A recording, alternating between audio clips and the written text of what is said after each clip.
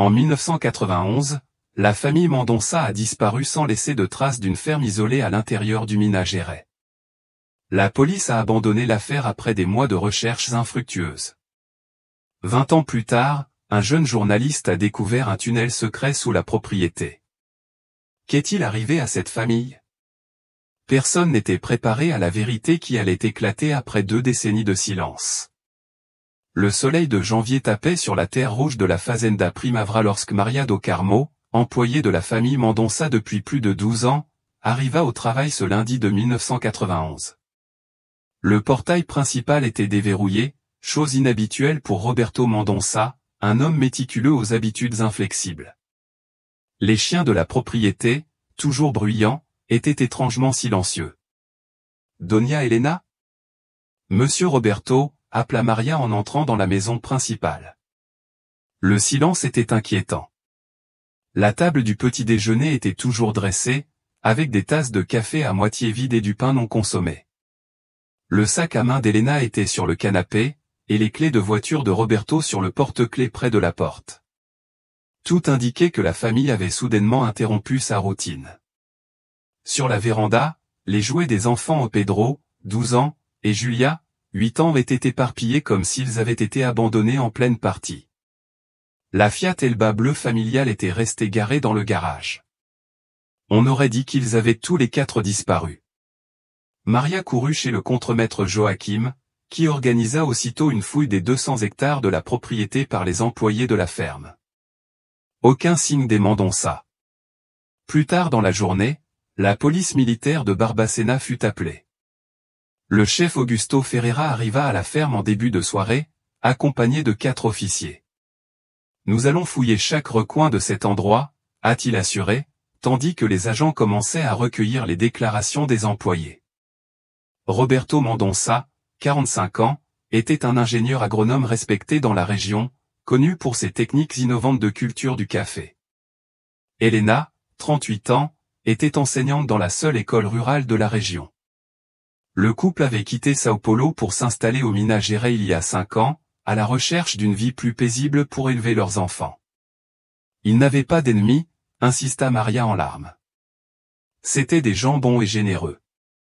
Monsieur Roberto a même payé les soins de mon petit-fils à Belo Horizonte. En fouillant la maison, la police a découvert une chose étrange, un dossier contenant des documents dans le bureau de Roberto était vide, avec seulement quelques pages déchirées en bas. Dans la chambre du couple, plusieurs tiroirs de placard étaient ouverts, avec des vêtements éparpillés, suggérant une sortie précipitée. Le lendemain matin, des chiens renifleurs ont été amenés de Belo Horizonte. Ils ont suivi une piste dans les bois entourant la ferme, mais ont perdu la trace près d'un ruisseau. Des plongeurs ont vérifié la profondeur du barrage de la propriété. Rien. Une semaine plus tard, la nouvelle de sa disparition s'était répandue dans tout l'État. Des proches de Sao Paulo sont arrivés et ont mené des recherches privées. La mère d'Elena, Dona Conceição, une femme frêle d'une 60aine d'années, a refusé de quitter la ferme. « Ma fille reviendra, j'en suis sûre », dit-elle. Les enquêteurs ont découvert des preuves montrant que Roberto avait retiré une somme d'argent considérable 2 jours avant sa disparition. Des théories ont commencé à émerger, enlèvement, évasion planifiée, problèmes financiers.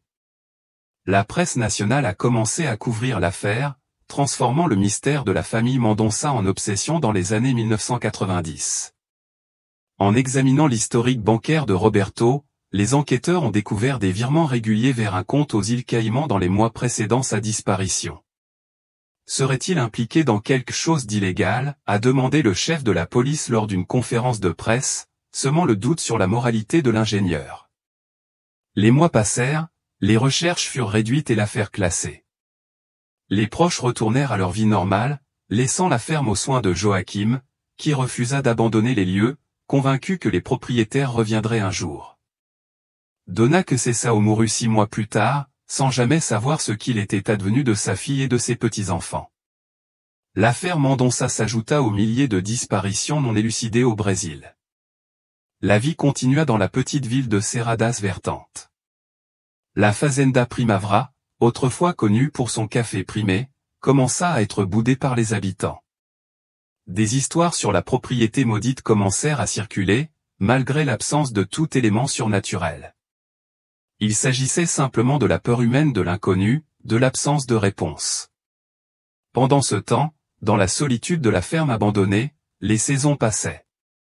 La nature commençait à reprendre possession des lieux, les vignes enveloppant la maison principale et les fenêtres poussiéreuses reflétant le passage du temps. Et, sous la terre rouge de Mina, des secrets attendaient patiemment le moment d'être révélés. Si vous appréciez cette histoire mystérieuse, assurez-vous de vous abonner à la chaîne et d'activer la cloche pour ne manquer aucun chapitre de cette enquête intrigante. 20 ans se sont écoulés depuis la disparition de la famille Mendonça. L'affaire était devenue une légende urbaine dans l'arrière-pays du Minas Gerais, sujet de conversation dans les bars et d'histoires pour effrayer les enfants curieux. La ferme Primavera est restée abandonnée, la végétation envahissant la propriété, transformant ce qui était autrefois un modèle de productivité en une relique fantomatique du passé. Lucas Viana, journaliste de 28 ans travaillant pour le journal Folha de São Paulo, a grandi en écoutant des histoires sur ce mystère. Né et élevé à Serra das Vertentes, il était le neveu d'un des policiers ayant participé aux recherches initiales. L'affaire Mendonça a été son premier contact avec l'inexplicable, éveillant sa vocation pour le journalisme d'investigation. Les disparitions non résolues sont comme des livres dont les dernières pages ont été arrachées, disait Lucas. De retour dans sa ville natale après 10 ans passés à São Paulo, il décide de revenir sur l'affaire qui a hanté son enfance. Le moment est opportun, exactement 20 ans s'étaient écoulés depuis la disparition. Par un matin de janvier 2011, aussi chaud qu'en 1991, Lucas conduisait sa Gol argentée sur le chemin de terre qui menait à la ferme. Le portail rouillé était baissé, usé par les intempéries et négligé. Il se gara et contempla la maison principale, presque engloutie par la végétation. La structure en briques apparentes, autrefois fleuron de l'architecture rurale de la région, présentait de profondes fissures, telles des rides sur le visage d'un vieil homme. « Tu ne devrais pas être ici, mon garçon », dit une voix derrière lui. Lucas se retourna et trouva un homme d'environ 70 ans, appuyé sur une canne de fortune. « Ce pays n'aime pas les visiteurs », a-t-il ajouté. C'était Joachim, l'ancien contremaître, qui vivait désormais dans une petite maison sur la propriété voisine. Le temps n'avait pas été tendre avec lui, son dos était courbé, sa peau était érodée par le soleil, ses yeux étaient voilés par la cataracte, mais sa mémoire était restée d'une précision remarquable. « Je fais des recherches sur la famille Mendonça », expliqua Lucas en lui tendant la main. « Je suis journaliste. » Joachim hésita avant de serrer la main qui lui était tendue. Journaliste, policier, curieux. Nombreux sont ceux qui sont venus au début. Aucun d'entre eux n'a rien trouvé. Pourquoi en serait-il autrement maintenant? Parce que j'ai du temps et de la patience, répondit Lucas avec un sourire, et parce que je crois qu'il y a des histoires qui doivent être racontées, même 20 ans plus tard. Après quelques résistances, Joachim accepta de montrer la propriété à Lucas. Ils firent le tour de la ferme tandis que le contremaître racontait ses souvenirs de la famille qu'il considérait comme la sienne. La douleur était palpable dans sa voix lorsqu'il décrivit les enfants, Pedro et Julia, pour lesquels il avait construit des balançoires avec les manguiers du verger. Ce Roberto n'était pas un homme mauvais, a insisté Joachim, contredisant les soupçons émis par la police à l'époque. S'il avait de l'argent dans un paradis fiscal, comme on le disait, ce n'était pas par malhonnêteté. C'était un homme prudent, c'est tout. Dans la maison principale, Lucas a photographié chaque pièce, chaque détail préservé par l'abandon. Dans la cuisine, de la vaisselle poussiéreuse trônait encore dans les placards.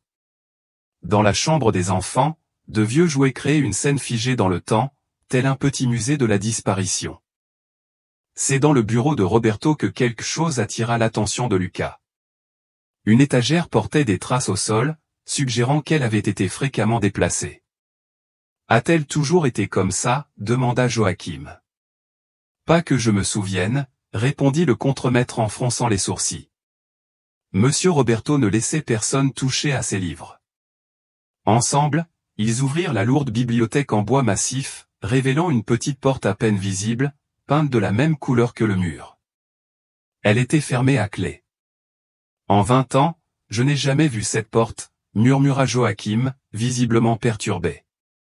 Lucas examina la vieille serrure avec un petit tournevis qu'il gardait dans le coffre de sa voiture, il réussit à la forcer après plusieurs minutes d'essai. La porte s'ouvrit dans un long grincement, révélant un escalier descendant dans l'obscurité. « Mon Dieu, oh mon Dieu !» murmura Joachim en faisant le signe de croix. « Qu'est-ce que c'est ?» Lucas alluma la lampe torche de son téléphone. L'escalier en béton, raide et étroit, descendait d'au moins 5 mètres. « Voyons voir, » dit-il en commençant sa descente prudente. L'air en dessous était étonnamment frais et sec. Arrivé au bout, Lucas se retrouva dans un tunnel d'environ 2 mètres de haut, creusé dans la terre rouge et renforcé par des poutres en bois. Il semblait s'étendre sur des dizaines de mètres dans l'obscurité. « Joachim, il faut que tu vois ça !» cria Lucas, sa voix résonnant dans le tunnel. Le contremaître descendit péniblement, s'agrippant au mur. En voyant le tunnel, ses genoux fléchirent. « Sainte Mère de Dieu! Comment est-ce possible? Comment personne ne l'a-t-il trouvé avant ?» Ils avancèrent lentement dans le tunnel, éclairés seulement par la faible lumière de leur téléphone portable. Les parois portaient des traces d'outils, témoignant d'une excavation minutieuse et planifiée. Après une trentaine de mètres, ils atteignirent une bifurcation.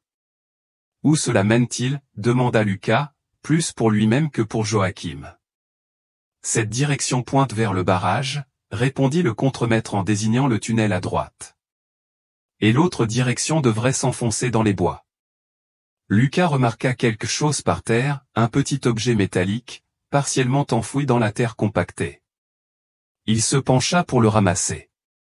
C'était un badge portant l'emblème de l'école où Elena enseignait. « C'est à Donna Elena », confirma Joachim d'une voix tremblante. Elle le portait tous les jours. À cet instant, le téléphone de Lucas vibra, les surprenant tous deux. C'était un message de son rédacteur en chef à Sao Paulo, qui s'enquérait de la disparition. Réalisant qu'ils étaient là depuis près de 2 heures, Lucas suggéra qu'ils remontent à la surface.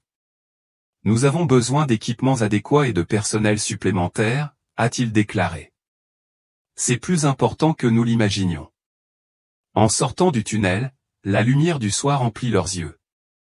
Lucas plaça soigneusement la broche dans une enveloppe. Son esprit bouillonnait de possibilités. Ce tunnel pourrait être la pièce manquante du puzzle de la disparition de la famille Mendonça.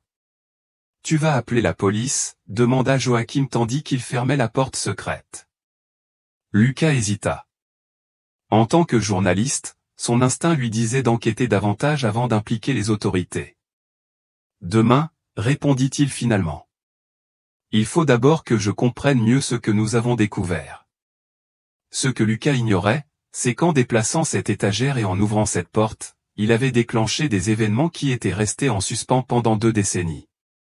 Le mystère de la famille Mendonça commençait tout juste à se dévoiler. Le lendemain matin, Lucas se réveilla avant son réveil, l'esprit submergé par les questions sur le tunnel.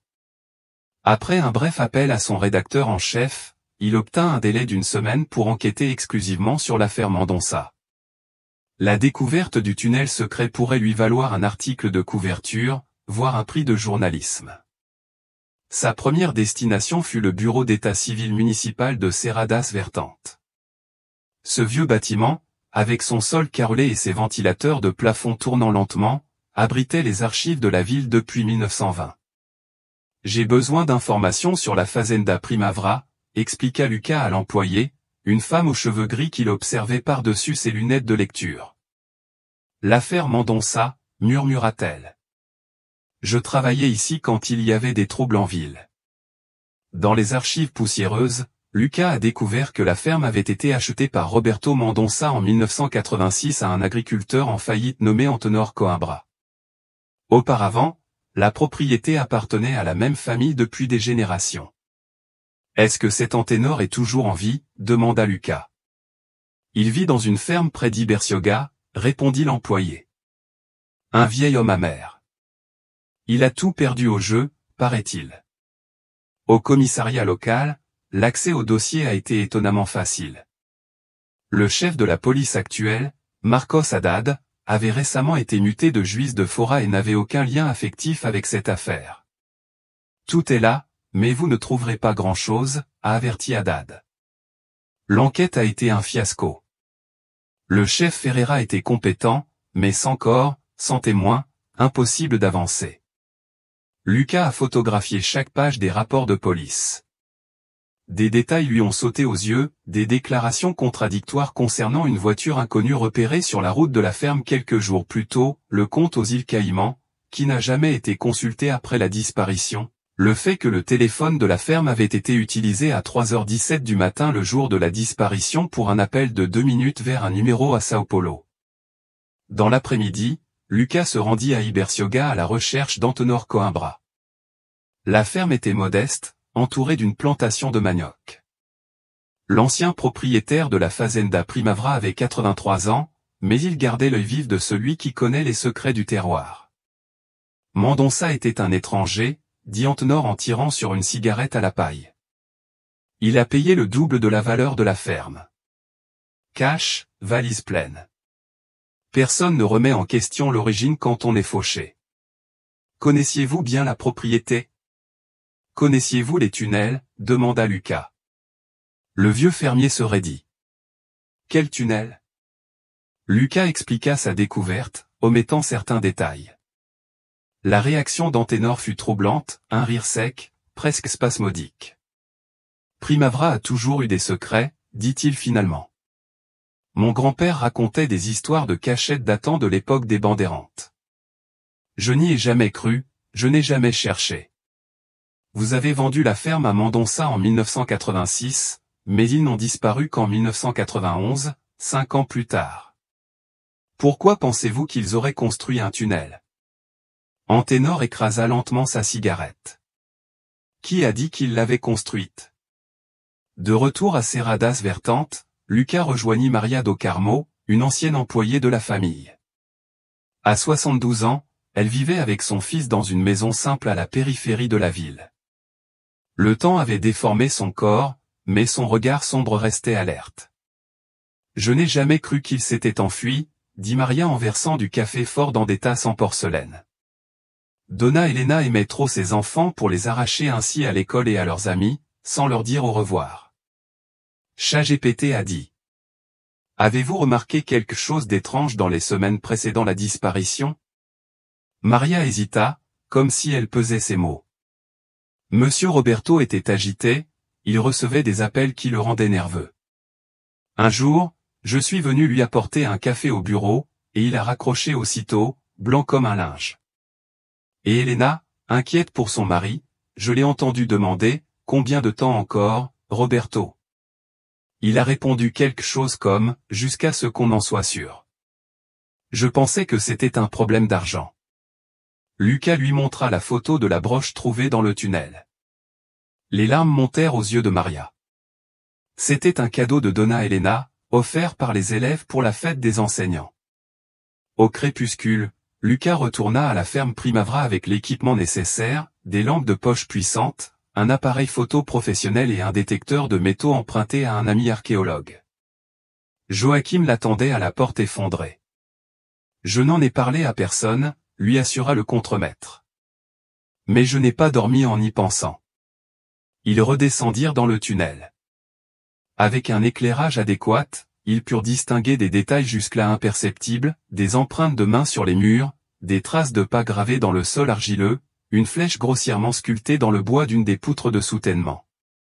Prenons le tunnel de droite, censé mener au barrage, suggéra Lucas. Au bout de 40 mètres, ils se heurtèrent à un effondrement partiel bloquant le passage. L'autre tunnel, en revanche, était intact. Il doit faire plus de 100 mètres de long, estima Lucas en éclairant sa longueur. Le détecteur de métaux se mit à sonner près d'un des murs. Lucas retira prudemment la terre compactée, révélant une petite boîte métallique. À l'intérieur, ils ont trouvé un carnet relié en cuir, protégé par un sac en plastique scellé. C'est le journal de Donna Helena, admit Joachim, la voix brisée.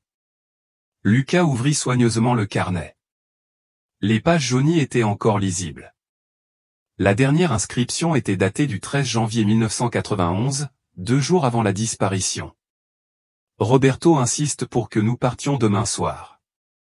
Les enfants ont peur, même si nous essayons de ne pas le montrer. Pedro comprend plus que nous le souhaiterions. Julia demande simplement si elle peut prendre ses jouets. Comment expliquer à un enfant que nous fuyons pour sauver notre vie? Le tunnel est prêt, grâce à Joachim et à ses hommes de confiance. Roberto a détruit tous les documents. Nous prions pour que cela suffise. Lucas et Joachim échangèrent des regards étonnés. Je n'ai jamais, balbutia le contremaître, étonné. Je n'ai jamais entendu parler d'un quelconque tunnel.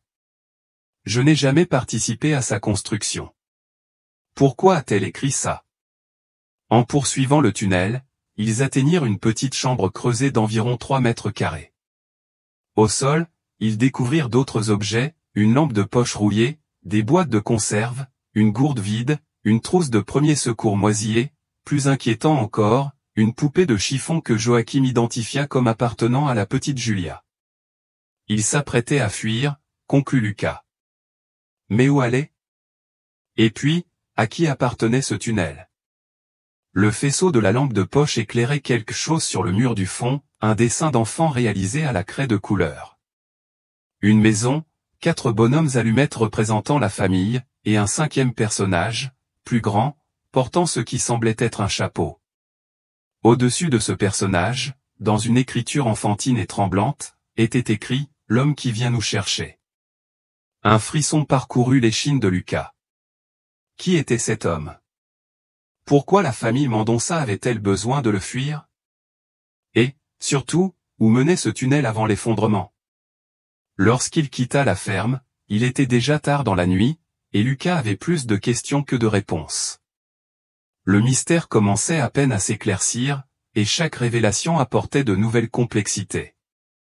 Vous appréciez cette enquête pleine de rebondissements? Abonnez-vous à la chaîne et activez les notifications. Pensez-vous que la famille a réussi à s'échapper par le tunnel, ou s'agissait-il d'un scénario plus sinistre? Partagez votre théorie dans les commentaires. Le lendemain matin, Lucas fut réveillé par la sonnerie insistante de son portable. C'était Joachim, la voix tremblante d'anxiété, « Tu dois venir ici, jeune homme. Je me suis souvenu de quelque chose d'important. » 30 minutes plus tard, Lucas se garait devant la modeste maison de l'ancien contremaître. Joachim l'attendait sur le porche avec un carton défraîchi. « Je n'ai pas dormi en pensant à ce journal, » avoua le vieil homme. Pourquoi Madame Elena aurait-elle écrit que j'avais aidé à construire le tunnel? Ça n'a aucun sens. Et puis je me suis souvenu de ça. À l'intérieur de la boîte se trouvaient des dizaines de lettres, toutes adressées à Joachim Silva, de la Fazenda Primavera. L'expéditeur, Elena Mendonça, avec différentes adresses à Sao Paulo, datées de 1982 à 1986, soit des années avant que la famille ne déménage à Minas Gerais. J'ai rencontré Dona Elena bien plus tôt que je ne l'ai dit, expliqua Joachim en regardant par terre. C'était la nièce de mon premier patron à Sao Paulo, où j'ai travaillé pendant 15 ans. Nous étions proches. Lucas a réalisé le poids émotionnel de cette confession. Nous étions si proches qu'on est tombé amoureux. Elle était étudiante en littérature, j'étais un simple domestique. Impossible. Quand elle a rencontré Roberto, un homme d'avenir, elle a tourné la page.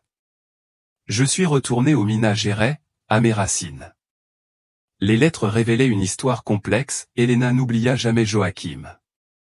Lorsque Roberto décida d'acheter une ferme dans le Minas Gerais, ce n'était pas un hasard s'il avait choisi Serradas Vertantes, c'était là que Joachim était revenu. Roberto connaissait leur passé. Pour lui, j'étais juste le contremaître recommandé par l'ancien propriétaire, a déclaré Joachim. Lucas examina les dates des dernières lettres. Vous êtes resté en contact même après votre arrivée ici. On ne parlait que de travail devant tout le monde.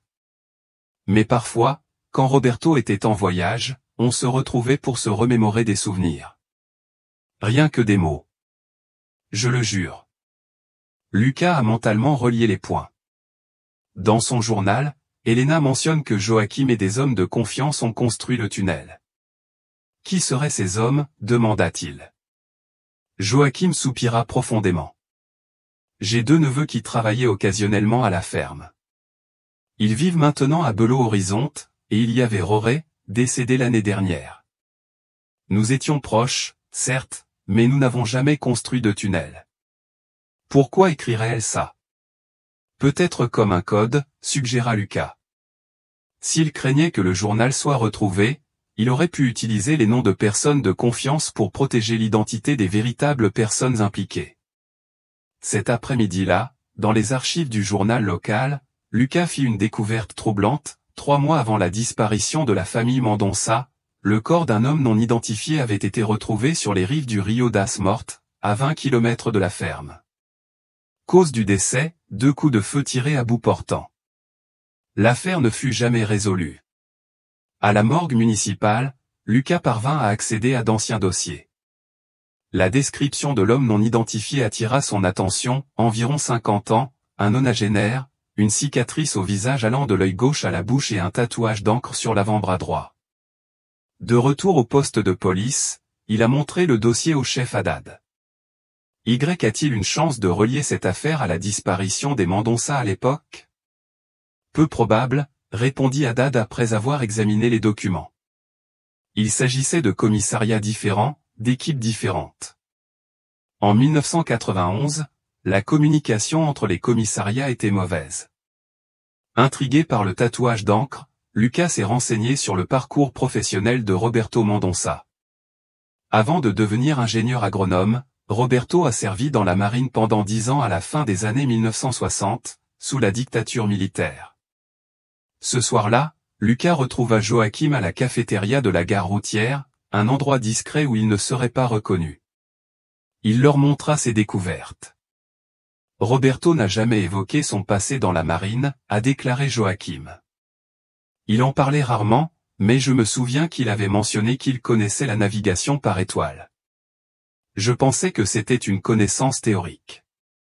Lucas montra alors la photo du dessin d'enfant retrouvé dans le tunnel, un homme portant un chapeau qui ressemblait à un chapeau militaire. Les yeux de Joachim s'écarquillèrent, le reconnaissant. Dans les semaines précédant la disparition, j'ai vu un homme surveiller la ferme depuis la route. Il portait un chapeau comme celui-ci. J'ai pensé qu'il s'agissait d'un acheteur intéressé par le terrain voisin. Et l'homme retrouvé dans la rivière? La description vous semble-t-elle compréhensible? Grand, avec une cicatrice au visage, songea Joachim. Quelques jours avant sa disparition, Monsieur Roberto s'est disputé avec un homme comme lui à l'épicerie du village. Je pensais que c'était pour un café. Ils parlaient doucement, mais ils étaient visiblement tendus. Lucas sentait qu'il était proche de quelque chose d'important. Il faut retourner au tunnel. J'ai une théorie sur son chemin. Lequel?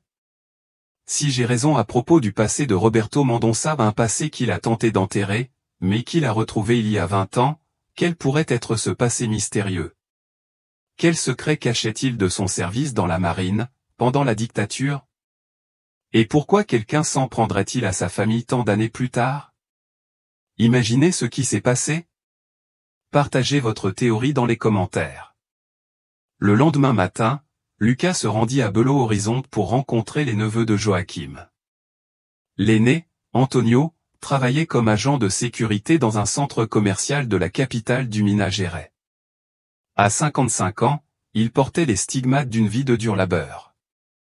Oncle Joachim m'a appelé pour me prévenir de ta venue, dit Antonio tandis qu'il traversait le parking pendant sa pause. Je ne sais pas comment je peux t'aider après tout ce temps. Avez-vous travaillé à la ferme Primavera dans les mois précédant la disparition des Mendonça? Antonio alluma une cigarette en regardant autour de lui avec prudence. J'y ai travaillé pendant environ 3 mois à la fin de 1990. J'ai aidé à la récolte du café et j'ai fait quelques travaux supplémentaires. Quel genre de service supplémentaire? Hésitation.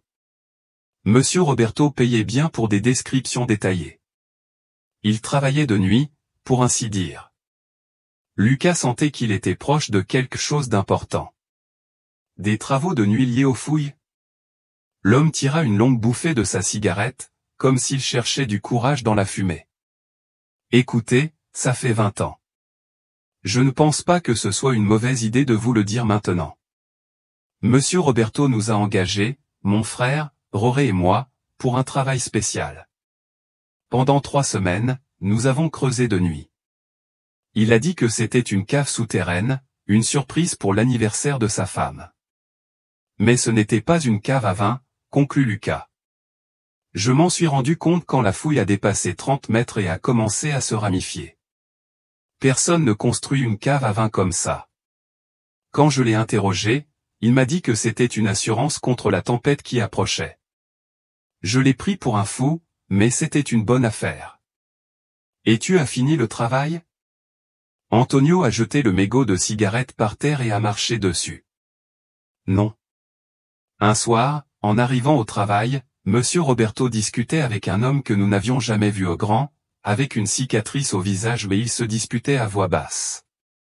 Dès qu'il nous a vus, Roberto nous a congédiés, a payé la somme convenue et a déclaré qu'il n'avait plus besoin de nos services. 2 semaines plus tard, la famille a disparu. De retour à Serradas Vertente, Lucas chercha des indices sur le passé militaire de Roberto. À la maison paroissiale, il rencontra le père Anselmo, 82 ans, qui connaissait bien la famille Mendonça. Roberto était un homme réservé mais religieux, a déclaré le prêtre. Il venait à la messe tous les dimanches avec sa famille. Un jour, après l'office, il est venu se confesser. Il semblait troublé. Pouvez-vous révéler le contenu de cette confession? Le prêtre sourit gentiment. Tu sais bien que non, mon fils. Mais je peux dire qu'après ce jour, j'ai commencé à l'inclure dans mes prières quotidiennes. C'était un homme qui avait la conscience lourde. Sur le chemin du retour, Lucas a reçu un appel de son éditeur à Sao Paulo. J'ai cherché le nom que vous m'avez donné, dit la voix à l'autre bout du fil. Commandant Augusto Vega, marine brésilienne, 1964 à 1978. Il a servi dans les services de renseignement pendant les années les plus difficiles du régime. Officiellement à la retraite en 1978, mais la rumeur court qu'il a continué à travailler pour certains secteurs des services de renseignement jusqu'au milieu des années 1980. Un lien avec Roberto Mendonça? Ils ont servi ensemble en 1968, à Rio. Après cela, les archives de la marine de Mendonça se sont raréfiées, comme si quelqu'un avait nettoyé son casier judiciaire. Lucas ressentit un frisson. 1968, année de la loi institutionnelle numéro 5, AI 5, lorsque la dictature se durcit, augmentant les persécutions, les tortures et les disparitions d'opposants. Dans l'après-midi, il est retourné à la ferme Primavera avec Joachim. Équipés de puissantes lampes de poche et d'outils de creusement, ils ont regagné le tunnel. Je veux vérifier l'effondrement, expliqua Lucas. Dégageons le passage. À l'endroit où le tunnel était bloqué, ils commencèrent à retirer soigneusement des pierres et de la terre. Après 1 heure de travail, ils avaient ouvert un passage étroit, juste assez large pour qu'une personne puisse s'y faufiler. J'y vais, décida Lucas, malgré les protestations de Joachim. Se faufilant dans l'espace exigu, Lucas émergea de l'autre côté. Le tunnel continuait sur quelques mètres avant de déboucher sur un escalier métallique menant vers le haut. Il y a un moyen de sortir ici, cria-t-il à Joachim. En grimpant à l'échelle, il trouva une trappe. Avec effort, il parvint à l'ouvrir, sentant la fraîcheur de l'après-midi. En sortant, il réalisa où il se trouvait, près du bord du barrage, à près de 200 mètres de la maison principale, caché par une végétation dense. Une voie d'évacuation, murmura-t-il pour lui-même. De retour dans le tunnel, il examina les parois de plus près. Dans un petit renfoncement presque imperceptible, il trouva un sac en plastique scellé. À l'intérieur se trouvait une enveloppe jaunie adressée à celui qui la trouverait. De retour à l'entrée principale, il montra sa découverte à Joachim. Avec précaution, ils ouvrirent l'enveloppe, qui contenait une lettre manuscrite et des photographies en noir et blanc. Si vous lisez ceci, nous n'avons probablement pas réussi à nous échapper. Je m'appelle Roberto Mendonça, même si ce n'est pas mon nom de naissance. En 1968, alors que j'étais jeune officier de la marine, j'ai été témoin des atrocités commises par mes supérieurs contre les prisonniers politiques. J'ai secrètement documenté ces actes, notamment les ordres directs du commandant Vega d'exécuter sommairement des étudiants capturés lors de manifestations. Lorsqu'ils ont constaté mon hésitation à participer, j'ai été muté à des tâches administratives. J'en ai profité pour copier des documents prouvant les crimes.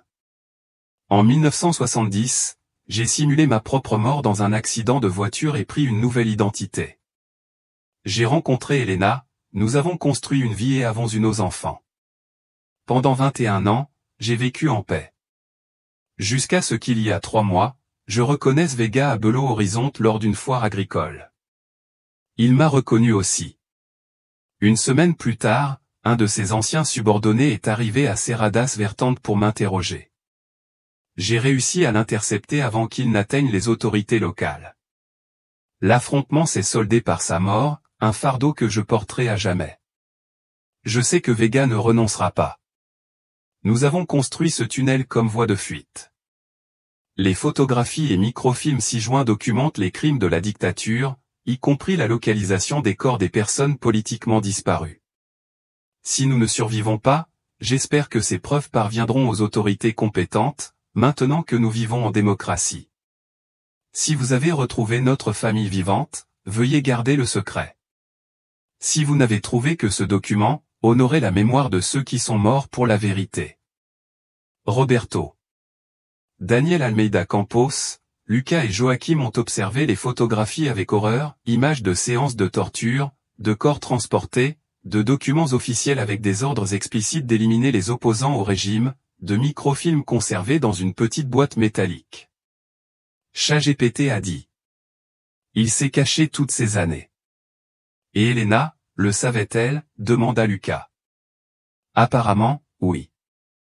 C'est pour ça qu'il y avait de la peur dans ses yeux ces derniers jours, pour ça qu'ils ont fui. Lucas a soigneusement conservé les documents.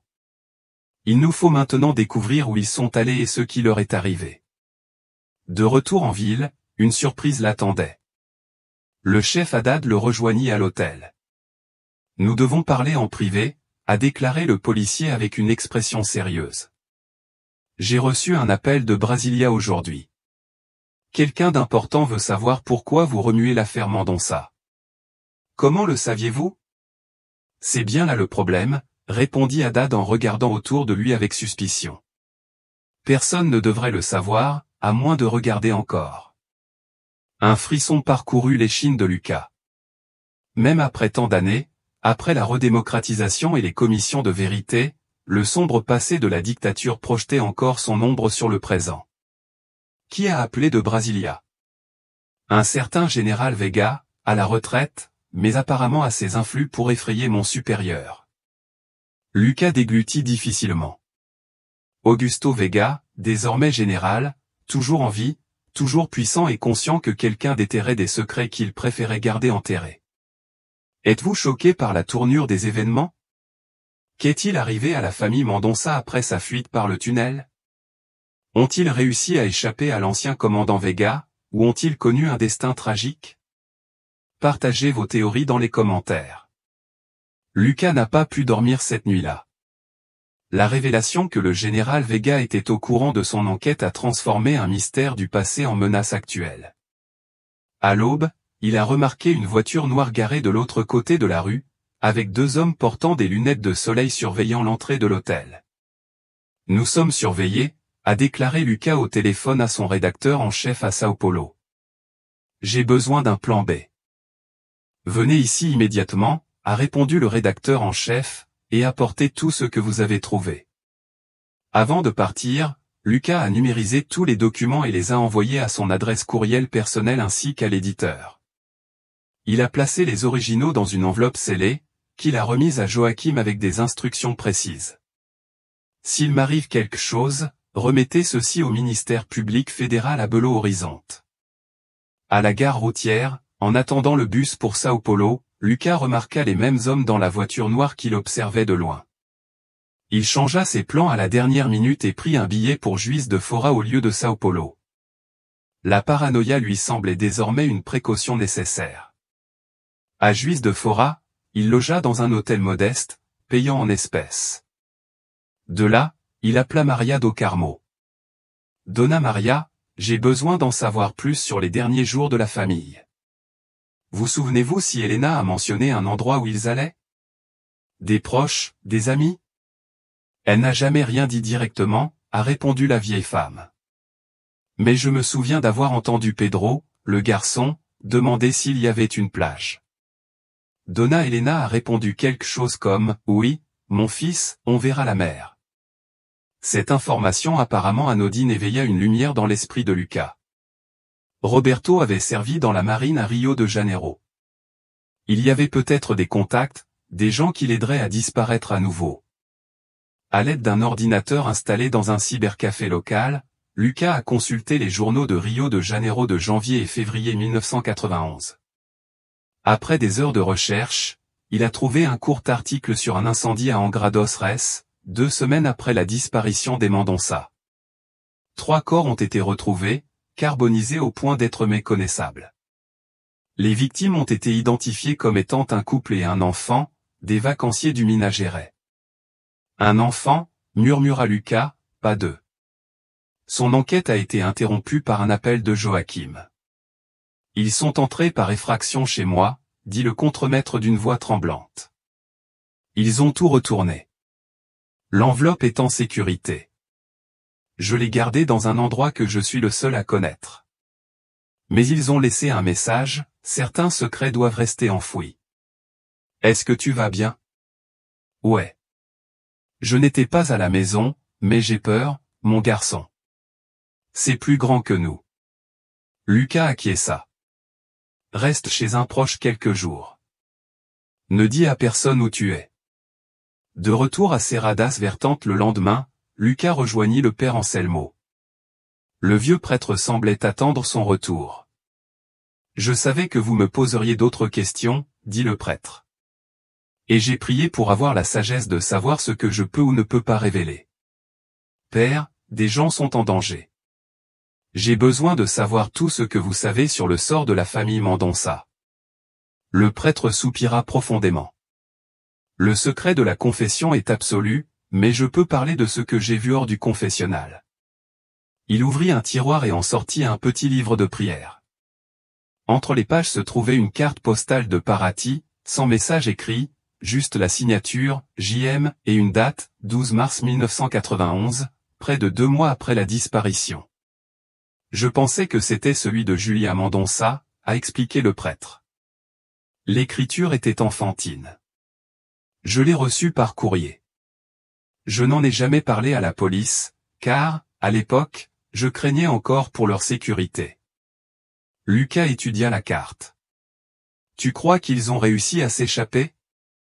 Je crois que Dieu protège les innocents, répondit le prêtre d'un ton énigmatique, mais je sais aussi que le mal poursuit souvent ses victimes avec une ténacité diabolique.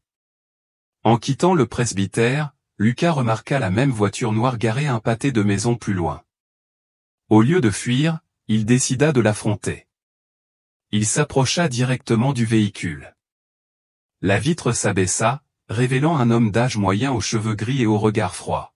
« Monsieur Viana, dit l'homme. Je suis le colonel Merel. Le général Vega aimerait vous parler de la nécessité de laisser certaines choses du passé dans le passé pour le bien de tous. » Lucas sentit sa gorge s'assécher. « Et si je refuse ?» L'homme sourit sans humour. « Votre enquête concerne la sécurité nationale. Ce n'est pas une demande, c'est un ordre. La sécurité nationale ou la sécurité personnelle du général Vega. » Le colonel ne répondit pas, se contentant de lui tendre une carte avec un numéro de téléphone. « Appelle demain, ou on vient te chercher. » Alors que la voiture s'éloignait, Lucas réalisa qu'il avait franchi une ligne dangereuse. L'histoire ne parlait plus d'une famille disparue, mais des squelettes cachés dans le placard d'un régime qui, bien qu'officiellement disparu, conservait encore des tentacules dans le présent. Cette nuit-là, alors qu'il organisait ses découvertes dans sa chambre d'hôtel, il reçut un appel inattendu, une voix féminine hésitante. « Monsieur Lucas Viana, je m'appelle Clara. »« Clara Mendonça ?» Je crois que vous cherchez des informations sur mes parents et mes frères et sœurs. Le cœur de Lucas s'est presque arrêté. Clara, il n'y avait aucune trace d'un troisième enfant dans la famille. Exactement, répondit la voix. C'était prévu. Il faut qu'on se voie. J'ai quelque chose à te montrer. Clara est-elle vraiment la fille des Mendonça? Que sait-elle du sort de la famille, et jusqu'où le général Vega est-il prêt à aller pour garder ses secrets enfouis? Pensez-vous que Lucas devrait faire confiance à ce lien mystérieux? Donnez votre avis dans les commentaires et n'oubliez pas de vous abonner pour ne rien manquer de cette histoire pleine de rebondissements. Le rendez-vous était la place centrale de Belo Horizonte, un espace public suffisamment fréquenté pour garantir une certaine sécurité. Lucas arriva 1 heure à l'avance, scrutant chaque visage, chaque mouvement suspect. Son instinct journalistique se mêlait désormais à une peur réelle. Les menaces voilées du colonel Merel ne ressemblaient pas à du bluff. À 15 heures précises, une femme d'une trentaine d'années s'est assise sur le banc à côté de lui. Ses cheveux bruns étaient attachés en un simple chignon, elle portait des lunettes discrètes et une tenue discrète. Son apparence n'avait rien d'extraordinaire, à l'exception de ses yeux, intenses, observateurs, identiques à ceux d'Elena Mendonça sur les photographies que Lucas avait étudiées pendant des semaines. « Comment puis-je savoir que tu es bien celui que tu prétends être ?» demanda Lucas sans préambule. Elle ouvrit son sac et en sortit une petite boîte en bois sculpté. C'était à ma mère. Vous la reconnaîtrez grâce aux photos de la ferme. Lucas examina l'objet. En effet, la boîte apparaissait sur plusieurs images du bureau d'Elena, trouvées dans les archives. Il n'y a aucune trace d'un troisième enfant, a-t-il déclaré. Parce que je n'ai jamais vécu à la ferme Primavera, expliqua Clara. Je suis né en 1983, alors que mes parents étaient encore à Sao Paulo. Lorsqu'ils ont décidé de déménager dans le Minas Gerais, je suis resté chez ma grand-mère maternelle à Campina. C'était une précaution de mon père. Il disait toujours qu'il valait mieux avoir un atout dans sa manche. Roberto avait-il déjà peur d'être découvert avant même d'emménager à la ferme? Mon père vivait dans la peur, répondit Clara avec un sourire triste, même si elle essayait de le cacher. Il me rendait visite tous les 2 mois, toujours avec des cadeaux et des histoires sur mes frères. Il me disait qu'un jour, nous serions tous réunis, quand ce serait sûr. Ils traversèrent la place pendant que Clara racontait son histoire. Élevée comme la nièce de sa grand-mère, Clara grandit en sachant seulement que ses parents travaillaient loin. À l'âge de 8 ans, j'ai appris que ma famille avait eu un accident. Ce n'est que des années plus tard, à l'adolescence, que ma grand-mère m'a révélé une partie de la vérité. 2 jours avant sa disparition, mon père est arrivé à Campina, a poursuivi Clara. Il était agité et effrayé. Il a dit à ma grand-mère qu'il devrait disparaître à nouveau, mais qu'il la contacterait dès qu'il serait en sécurité. Et ils sont entrés? Clara hésita. 3 mois plus tard, nous avons reçu un appel. C'était Pedro, mon frère. Il m'a juste dit qu'ils allaient bien, qu'ils avaient encore changé de nom et qu'ils me retrouveraient un jour. Après ça, plus rien pendant presque 2 ans.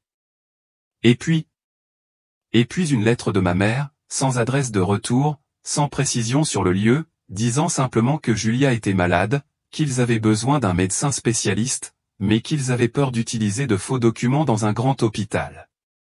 Lucas a fait le lien avec la nouvelle de l'incendie d'Angra dos Reis. Julia est décédée. Les yeux de Clara se remplirent de larmes. Leucémie à 10 ans. C'est à ce moment-là qu'ils ont risqué de revenir. Mon père a contacté un médecin de confiance à Rio. Ils ont loué une maison à Angra, isolée pour un traitement à domicile, mais quelqu'un les a trouvés. L'incendie n'était pas accidentel. Non. La voix de Clara tremblait. Mon père s'est rendu compte qu'ils étaient surveillés. Il a confié ma mère et Pedro à un ami pêcheur, qui les emmènerait en bateau jusqu'à Paraty. Il est resté avec Julia, trop faible pour bouger. Cette nuit-là, des hommes ont fait irruption dans la maison. Les 3 corps retrouvés étaient ceux de mon père, de ma sœur et de l'un des intrus. Mon père a réussi à tuer l'un d'eux avant qu'il ne mette le feu à la maison. C'est du moins ce que ma mère a appris plus tard, grâce au médecin qui connaissait un médecin légiste local. Il se rassire. Clara ouvrit une bouteille d'eau et la but lentement, comme si elle avait besoin de temps pour organiser ses paroles. Après cela, ma mère et Pedro ont fui vers le nord-est, Aracaju, Maceió, João Pessoa, ils déménageaient constamment. Nous communiquions par lettres envoyées à des adresses tierces. En 1995, ma grand-mère est décédée et je suis allé vivre avec eux à Recife, où ils ont enfin repris leur vrai nom, même s'ils avaient de faux papiers. Et où sont-ils maintenant? Le regard de Clara se durcit. Je ne vais pas le révéler. Pas encore. Il faut s'assurer que tout est en sécurité. Le général Vega sait-il qu'ils ont survécu? Ma mère a toujours cru qu'il ne le savait pas, qu'il pensait qu'ils étaient tous morts dans l'incendie. C'est grâce à cela qu'ils ont finalement pu se construire une vie plus stable. Mais quand j'ai vu en ligne que quelqu'un enquêtait sur l'affaire Mendonça, j'ai paniqué. Si vous avez trouvé le tunnel et les documents, d'autres le feront peut-être aussi. Lucas a parlé des menaces, du colonel Merel, du regain d'intérêt de Vega pour l'affaire. Il faut tout révéler, décida Clara. Les documents que mon père a cachés dans le tunnel ne sont qu'une partie des preuves. J'ai d'autres copies que ma mère a conservées toutes ces années, suffisamment de preuves pour incriminer Vega et plusieurs autres. Pourquoi maintenant, après si longtemps cachés? Clara leva les yeux au ciel, comme si elle cherchait des réponses dans les nuages qui passaient. Ma mère est décédée d'un cancer il y a 6 mois. Sur son lit de mort, elle m'a fait promettre que la vérité éclaterait, que le sacrifice de mon père et de ma sœur ne serait pas vain. Alors qu'ils se disaient au revoir, Clara a remis à Lucas une clé USB. Tout est là. Utilisez-le à bon escient. Je contacterai mon frère pour discuter de la suite des choses. On se retrouve dans 3 jours, au même endroit. Lucas rangea l'appareil, sentant son poids symbolique. Êtes-vous sûr que vous n'êtes pas suivi, ai-je demandé. J'ai appris à être invisible étant enfant, répondit-elle avec un sourire triste. C'est l'héritage d'être la fille d'un fantôme. Sur le chemin du retour vers l'hôtel, Lucas réalisa qu'il était de nouveau suivi. Cette fois, ce n'était pas la voiture noire, mais une moto qui gardait une distance constante. Le sentiment d'être piégé grandissait d'heure en heure. Dans sa chambre, il examina le contenu de la clé USB, photographie, documents numérisés, enregistrements audio. Une collection méticuleuse de preuves sur les atrocités de la dictature. Au fond d'un dossier, il trouva quelque chose qui lui fit battre le cœur, une photo récente d'Elena, maintenant âgée, à côté d'un homme qui serait Pedro, désormais adulte. Derrière eux, un panneau, Bienvenue à Pipa, Rio Grande do Norte. Un point de départ pour ses recherches. Mais avant qu'il puisse planifier sa prochaine action, il entendit un coup fort à la porte. Police fédérale, ouvrez immédiatement. Et maintenant? Lucas doit remettre la clé USB ou la cacher. Clara est-elle vraiment celle qu'elle prétend être? Ou s'agit-il d'un piège tendu par le général Vega? Que pensez-vous qu'il adviendra des preuves? Laissez vos suppositions dans les commentaires. Le cœur de Lucas s'emballa. Rapidement, il retira la clé USB de l'ordinateur et chercha désespérément une cachette. Faute de meilleure option, il retira le capuchon du stylo à billes posé sur la table et glissa le petit appareil à l'intérieur, le replaçant avec précision. Police fédérale, dernière chance. Retentillons à nouveau. Prenant une grande inspiration, Lucas ouvrit la porte. 3 hommes en costume entrèrent aussitôt, le poussant à l'intérieur. Lucas Viana, demanda le plus âgé, un homme chauve d'une 50aine d'années, en montrant son badge. Je suis l'agent Ribeiro. Vous êtes en garde à vue pour interrogatoire. Pour quelle accusation? Demanda Lucas. Ingérence dans la sécurité nationale, répondit sèchement l'agent, tandis que les 2 autres procédaient à une fouille minutieuse de la pièce. Nous avons reçu un rapport indiquant que vous êtes en possession de documents confidentiels obtenus illégalement. Lucas regarda, impuissant, fouiller sa valise, copier des fichiers de son ordinateur et confisquer ses carnets. Le stylo et la clé USB restèrent sur la table, miraculeusement oubliés lors de la fouille. Nous n'avons trouvé que du matériel journalistique, a rapporté l'un des agents après 20 minutes de recherche. L'agent Ribeiro regarda Lucas avec suspicion. Vous avez deux options, coopérer volontairement ou faire face à une décision de justice. Le général Vega est disposé à discuter avant de porter plainte. Quel genre d'accusation? Demanda Lucas. Recevoir des documents volés, espionnage, diffamation contre les forces armées, a énuméré l'agent. Assez de crimes pour le garder en prison pendant des années pendant que le procès continue. Lucas s'est rendu compte qu'il était dans un jeu bien plus important qu'il ne l'avait imaginé. Et si j'acceptais de parler au général, s'aventura-t-il. Demain, à 10 heures, au quartier général de la réserve militaire à Belo Horizonte, répondit l'agent en lui tendant une carte avec l'adresse. N'essayez pas de quitter la ville. Nous vous surveillons. Après le départ des agents, Lucas resta immobile plusieurs minutes, digérant ce qui s'était passé. Il prit le stylo et vérifia que la clé USB était toujours sécurisée. Puis il prit une décision, il ne pouvait pas risquer de garder les preuves sur lui. Dans un cybercafé voisin, à l'aide d'un ordinateur installé à l'arrière de l'établissement, il a rapidement créé plusieurs copies du contenu de la clé USB dans le cloud, les envoyant à des adresses e-mail jetables et à son éditeur à Sao Paulo, avec des instructions précises. Il a ensuite appelé Joachim. « J'ai besoin que tu fasses quelque chose pour moi, expliqua-t-il en convenant d'un lieu de rendez-vous. Une demi-heure plus tard, il a remis au contremaître la clé USB originale et une lettre scellée. Si je ne vous réponds pas dans les 48 heures, donnez ceci à l'avocat, a-t-il averti. Le nom est écrit à l'intérieur. Il saura quoi faire. Tu t'engages dans quelque chose de très dangereux, jeune homme, avertit Joachim, l'inquiétude visible sur son visage âgé. Je suis déjà dans le pétrin, répondit Lucas. Maintenant, je dois trouver une issue. Cette nuit-là, alors qu'il essayait d'organiser ses pensées à l'hôtel, il reçut un message anonyme sur son téléphone portable. N'allez pas à la réunion. Piège. Était-ce un avertissement de Clara, ou une tentative de Vega d'empêcher la rencontre avec quelqu'un qui pourrait révéler ses crimes? La paranoïa dominait désormais toutes les pensées. Le lendemain matin, il arriva à la base militaire. On le conduisit à travers des couloirs austères jusqu'à une salle de réunion, où l'attendait un homme âgé, impeccablement droit, cheveux blancs parfaitement coupés, uniforme couvert de médailles et regard froid et prédateur. Monsieur Viana, dit le général Augusto Vega sans se lever.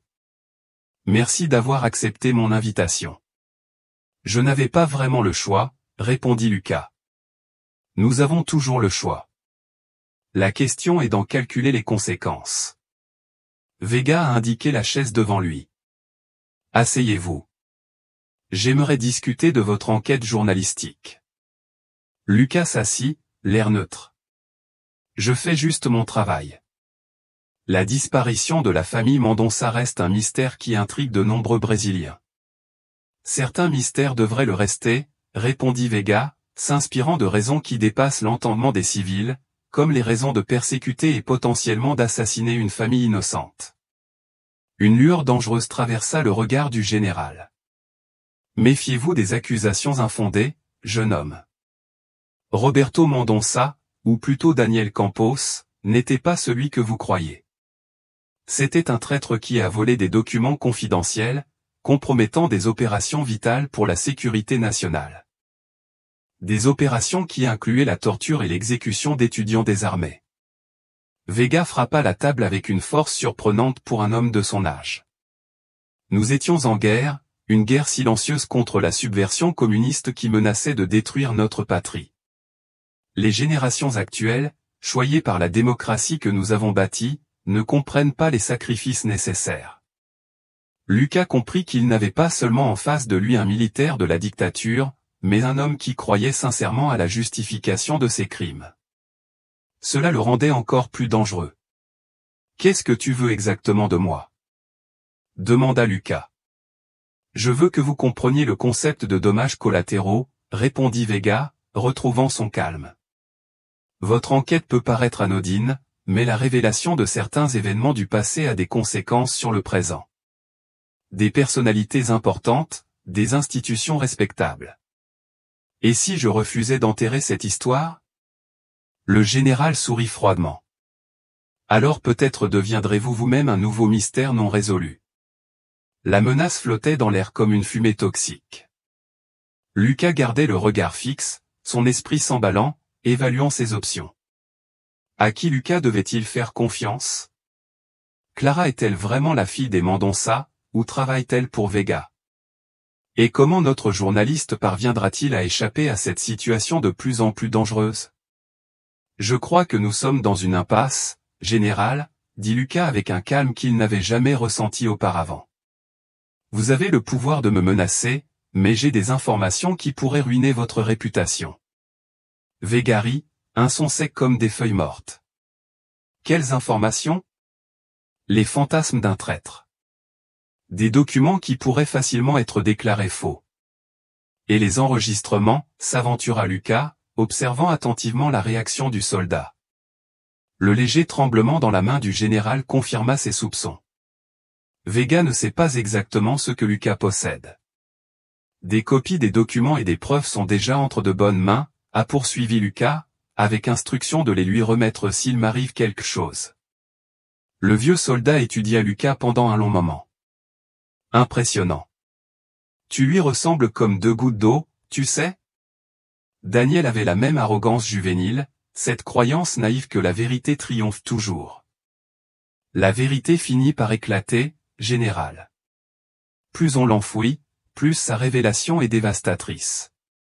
Vega soupira soudainement, ressemblant à s'y méprendre à ses 80 ans.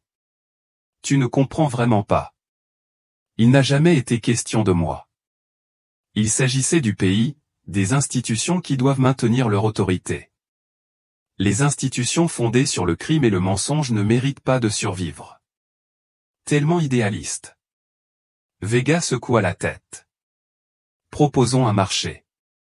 Remettez-moi tous les documents, révélez vos sources, et je vous garantis sécurité et une carrière prospère. Et si je refuse, je ferai ce que vous voudrez. Vous avez 24 heures pour décider. En quittant la base militaire, Lucas envoya un message codé à son rédacteur en chef, plan B activé. Il appela ensuite Clara pour convenir d'un rendez-vous immédiat. Sur la place vide d'un quartier reculé, Clara semblait encore plus nerveuse que lors de leur première rencontre. Ils sont venus vers toi, n'est-ce pas? Oui. Vega m'a donné un ultimatum. Clara ferma brièvement les yeux. J'avais peur. Il faut agir maintenant. Mon frère est en route vers la rivière. Nous avons des contacts là-bas, des gens qui peuvent nous aider à tout révéler. Comment puis-je être sûr que tu es bien celui que tu prétends être? Demanda Lucas, le soupçon que Vega avait semé grandissant en lui. En réponse, Clara ouvrit son sac à main et en sortit une vieille carte d'identité. Elena Mendonça, ma mère. J'ai conservé un de ses documents originaux. Lucas examina le document, comparant la photo avec les images qu'il avait étudiées. Il s'agissait indéniablement de la même femme. Et il y a autre chose, poursuivit Clara en brandissant un petit livre. Le journal intime original de ma mère. Les pages sur le tunnel étaient vraies, mais il y avait plus, des détails sur la façon dont ils avaient planifié leur évasion et sur mon existence comme assurance en cas de problème. Alors que Lucas feuilletait son journal, Clara reçut un appel. Son expression changea radicalement. Il faut qu'on parte d'ici tout de suite, dit-elle en rangeant son téléphone. Ils viennent de cambrioler mon hôtel. Pedro dit qu'il se rapproche. À l'arrière d'un restaurant populaire, Clara a finalement révélé le plan complet. Demain à 10 h, une conférence de presse aura lieu au syndicat des journalistes de Rio. Pedro sera présent avec des représentants de la commission de vérité, des procureurs fédéraux et des journalistes internationaux. Ils ne peuvent pas faire taire tout le monde. Vega tentera de les arrêter. On compte là-dessus, répondit Clara avec un sourire crispé. Plus vos actions seront désespérées, plus elles confirmeront votre culpabilité. Cette nuit-là, logés séparément dans des hôtels en bord de route, Lucas termina son reportage. L'histoire complète des Mendonça, de Roberto Daniel, des crimes de la dictature et de la persécution qui continua des décennies après la chute du régime. À 3 heures du matin, son téléphone portable sonna. C'était Joachim, sa voix tremblait de panique. Ils sont encore entrés par effraction chez moi, cette fois armés. J'ai réussi à m'échapper par l'arrière. La clé USB? En sécurité, mais pas pour longtemps. Ils sont partout. Lucas a pris une décision. Venez à la rivière. Adresse à suivre. Il est temps que tous les fantômes soient révélés. Ce que personne ne réalisait, pas même Clara, c'est que Lucas avait inséré un traceur dans son propre ordinateur, un piège pour quiconque tenterait de le surveiller. Le filet se resserrait, mais pas seulement autour de lui. La vérité finirait par éclater. Reste à savoir combien survivraient pour en être témoins. Qui est derrière cette persécution après tant d'années? La famille Mendonça obtiendra-t-elle enfin justice? Ne manquez pas le dernier chapitre de cette histoire bouleversante.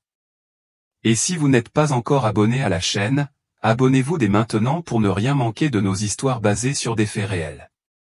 Le siège du syndicat des journalistes à Rio de Janeiro était en pleine effervescence. Des journalistes de divers médias nationaux et internationaux, des représentants de la Commission nationale de la vérité et des procureurs fédéraux étaient tous attirés par la promesse d'une révélation sans précédent sur les crimes commis pendant la dictature militaire. Lucas est arrivé 1 heure en avance, accompagné de Joachim. Le vieux contremaître emportait avec lui non seulement la clé USB, mais aussi l'enveloppe originale retrouvée dans le tunnel, conservée comme preuve tangible de l'incroyable histoire qu'il s'apprêtait à révéler. « Tu as vu, Clara ?» demanda Lucas à son éditeur, qui coordonnait les préparatifs techniques. « Pas encore. Son frère est déjà à l'arrière avec les procureurs, en train d'examiner les documents. » Lucas fut conduit dans une petite pièce où l'attendait un homme d'âge moyen aux cheveux gris et au regard profondément familier. Pedro Mendonça, aujourd'hui âgé de 42 ans, se leva pour l'accueillir. « Merci de ne pas avoir abandonné », dit-il en serrant fermement la main de Lucas. « Clara est en retard », commenta Lucas en vérifiant sa montre. « Nous avons convenu qu'elle arriverait la première. » Une ombre d'inquiétude traversa le visage de Pedro. Le portable de Lucas vibra, un numéro inconnu. « Viana, monsieur Lucas », la voix du colonel Merel était presque cordiale. « Je crois que vous attendez Clara Mendonça. » Le sang de Lucas se glaça. « Où est-elle ? » ?»« Dans notre entreprise. Le général Vega voudrait proposer un échange, mademoiselle Mendonça contre le retrait de la conférence de presse et de tous les documents. » Lucas fit signe à Pedro en mettant le téléphone sur haut-parleur. « Comment puis-je savoir qu'elle va bien ? » « Lucas, ne fais pas ça, » dit Clara d'une voix tremblante mais déterminée. « Tiens-toi au plan, quoi qu'il arrive. » La connexion fut brusquement coupée. Pedro pâlit. Ils l'ont attrapé. Nous avons 15 minutes pour décider, a déclaré Lucas. La conférence de presse est prévue à 10 heures. La tension monta dans la salle tandis qu'ils discutaient frénétiquement de leurs options. Le procureur fédéral insista pour poursuivre la présentation, arguant qu'il ne pouvait céder au chantage. Pedro, déchiré entre la sécurité de sa sœur et la justice pour laquelle sa famille avait tant sacrifié, faisait les 100 pas. « Mon père est mort en protégeant ses documents », dit-il finalement. « Ma sœur était prête à faire le même sacrifice. » Lucas a pris sa décision. « Nous allons tenir la conférence de presse, mais j'ai un plan. » À 10 heures précises, le silence s'est installé dans la salle comble lorsque Lucas et Pedro sont montés sur scène, accompagnés du procureur et des membres de la commission de vérité. Les caméras se sont focalisées sur leurs visages tendus tandis que Lucas entamait son discours. Aujourd'hui, nous ne révélons pas seulement le sort d'une famille disparue il y a 20 ans. Nous dévoilons comment les crimes de la dictature militaire continuent d'être dissimulés jusqu'à aujourd'hui. Pendant que Lucas parlait, des images et des documents étaient projetés sur l'écran derrière lui. Des preuves irréfutables des crimes de Vega et d'autres officiers, des registres d'opérations clandestines, des ordres explicites de torture et d'exécution. En ce moment même, Clara Mendonça, la fille des victimes, est retenue en otage par le même homme responsable de la disparition de sa famille, le général Augusto Vega. Un bourdonnement parcourut l'auditorium. Lucas regarda directement la caméra principale. « Général Vega, je sais que vous nous regardez. Ce que vous ignorez, c'est que cette émission est suivie en direct par des autorités indépendantes de votre influence, y compris des représentants internationaux. » Le téléphone portable de Lucas sonna à nouveau, il répondit sur haut-parleur. « Tu as commis une grave erreur, Viana », la voix de Vega était furieuse. « Regarde par la fenêtre, général. » Le silence qui suivit fut révélateur. Le plan de Lucas avait fonctionné. Tandis que l'attention de tous était focalisée sur la conférence de presse, des agents fédéraux, sans lien avec Vega, secrètement mandatés par le procureur, encerclèrent le lieu où Clara était retenue. « C'est fini, général, » dit Lucas. « Les fantômes que vous tentiez d'enterrer ont enfin été révélés. » 3 jours plus tard, les journaux de tout le pays publiaient les mêmes titres, un général de réserve arrêté pour crimes de dictature et enlèvement, sa famille a disparu en 1991, le mystère est enfin résolu, des documents révèlent un réseau de dissimulation des crimes commis par le régime militaire. Sur le balcon d'une maison d'hôte à Paraty, Lucas, Clara et Pedro regardaient la même mer que leur famille recherchait comme voie de fuite 2 décennies plus tôt. « Ma mère aurait aimé être là pour voir ça, » dit Clara, tenant le vieux journal d'Elena. « La justice, même tardive, doit être rendue, songea Pedro. Vega n'était qu'un cas parmi tant d'autres. Lucas hocha la tête pensivement. Certains secrets resteront enfouis, d'autres seront encore révélés. Joachim les rejoignit, apportant une bouteille de cachaça artisanale. À la mémoire de Roberto et Julia, porta un toast au vieux contremaître, les larmes aux yeux. Alors que le soleil se couchait à l'horizon, Lucas réfléchissait aux étranges chemins qui mènent à la vérité. Un tunnel creusé dans le passé, des documents préservés par la terre rouge du Minas Gerais et le sacrifice d'une famille qui refusait de garder le silence.